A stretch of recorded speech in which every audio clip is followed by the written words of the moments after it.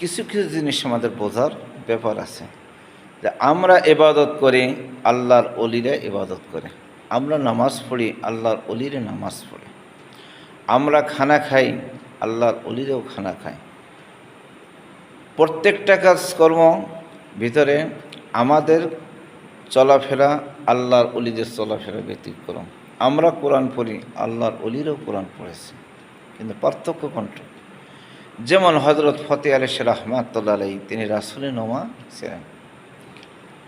তিনি একদিন একটা সাগরের বিষয়ের উপরে জায়নজ বিছে নামাজ পড়িতেছে।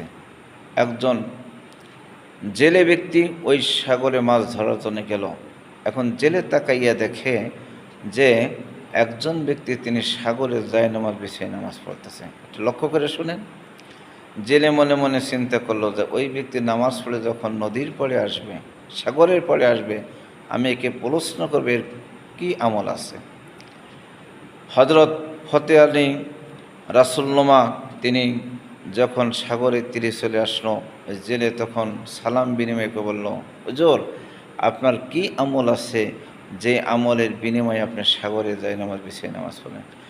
আমার বাইরাম হজরত ফতেহ আলী রহমাতুল্লাহ আলাইহির সঙ্গে সঙ্গে জেলেকে উত্তর দিল, বাবা আমার তেমন কোনো আমল নাই, কিন্তু আমার একটা আমল আছে।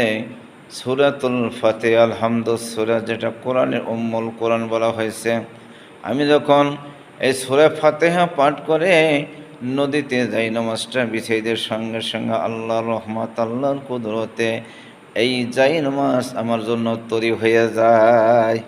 আমি যাই নামাজে দাঁড়াই আল্লাহর ইবাদত করি, আল্লাহর প্রার্থনা করি, আমি সালাত আদায় করি।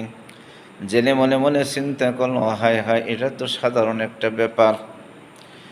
এটা সাধারণ ব্যাপারের জন্য সূরা ফাতিহা এটা আমার জানা আছে।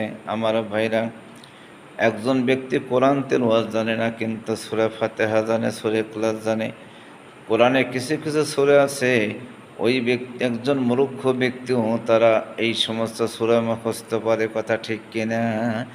ওই জেনে মনে মনে চিন্তা করলো, আমি আগামীকাল রাত্রে মাছ মারব না, আমি যাই নামাজ বিছিয়ে সাগরে নামাজ পড়ব। জেলে একবার দুইবার তিনবার শত শতবার সূরা ফাতিহা পাঠ করে যাই নামাজ বিছায়। ওই যাই নামাজ সঙ্গে সঙ্গে পানির ভিতরে তলাইয়া যায়। একদিন, দুই দিন, 3 দিন পর্যন্ত চেষ্টা করলো, কিন্তু কাজ হইতেছে না। জেলে মনে মনে চিন্তা করলো, ওই হুজুর আমার সঙ্গে প্রতারণা করছে, ভণ্ডামি করছে, হুজুর মিথ্যে কথা বলেছে। কিছুদিন পরে হজরত ফতেহ আলী রহমাতুল্লাহ এবার ওই সাগরের ভিতর যাই নামাজ বিছিয়ে নামাজ পড়তেছে, জেলের সঙ্গে দেখা হয়ে গেল। এবার ফতেহ আলী রহমাতুল্লাহ আলাইকে জেলে ডাকতে হলো, হুজুর আপনি আমার সঙ্গে মিথ্যা কথা বলেছেন, আপনি আমার সঙ্গে প্রতারণা করছেন। ফতেহ আলী রহমাতুল্লাহ আলাই ওই জেলেকে বলল, বাবা আমি তো তোমার সঙ্গে কোনো প্রতারণা করি নাই। কেন? তুমি তোমার কোনো শত্রু না, তোমার সঙ্গে আমাদের প্রেম ভালোবাসার সার সম্পর্ক, তোমাকে তো আমি অনেক মহব্বত করেছি বাবা।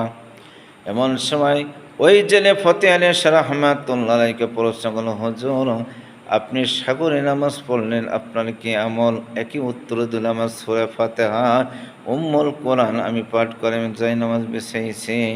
এবার জেলে বলল, হুজুর এই যাই নামাজ বিছানোর জন্য আমি একবার, দুইবার, 3 মানে শত শত হাজার হাজার বার সূরা ফাতিহা পাঠ করে যাই নামাজ বিছালাম, কিন্তু যাই নামাজ তো কিস্তি হলো না। ফতেহ আলী রহমাতুল্লাহ ঘটনাটা বুঝতে পারলো, আল্লাহর উলির ভিতরে আল্লাহর প্রদত্ত ক্ষমতা আছে। আল্লাহর উলি একটা মানুষের দিকে তাকাইলে বুঝতে পারে তার মনের কি খবর। আমার পীর এবং মুর্শিদ বলেছে, বাবা যেই পীরে তার মুরিদের হালের খবর জানে না, ওই ব্যক্তির জন্য পীর মুরিদে হারাম।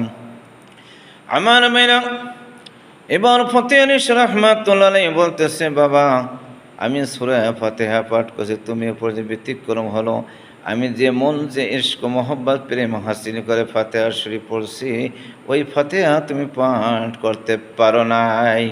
জেনে সঙ্গে সঙ্গে হজরত ফতেহ আলী রহমাতুল্লাহ 2 কদম জড়ে বলো, হুজুর হুজুর, যতক্ষণ পর্যন্ত আপনি আমাকে ওই ইলম শিক্ষা না দেবেন ততক্ষণ পর্যন্ত আমি আপনার কদম ছাড়ব না।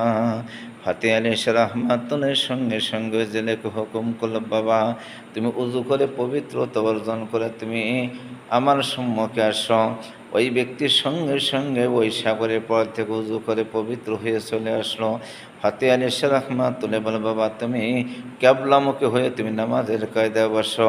হজরত ফাতে আলী রহমাতুল্লাহর সঙ্গে সঙ্গে ওই জেলেকে তওবা পড়িয়া মুরিদ করে বাইয়্যত দিয়ে বলে, বাবা তুমি এখন থেকে 5 ওয়াক্ত নামাজের আমল করিবা। আল্লাহ যদি দয়া করে তুমি একদিন এই ফাতিহা পাঠ করে সাগরে নামাজ পড়তে পারবা। আমার ভাইরাং, ওই ব্যক্তি বাড়ি চলে গেলে 5 ওয়াক্ত নামাজ পড়ে তরিকতার আমল করে।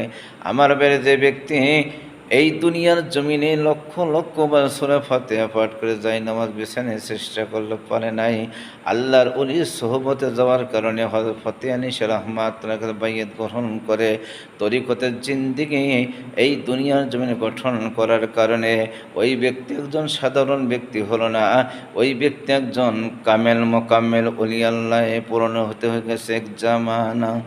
সোহবতে বা আউলিয়া এক জামানা, সোহবতে বা আউলিয়া বেহতার সদসাতে বেরিয়া। আল্লাহুম্মা সাল্লি আলা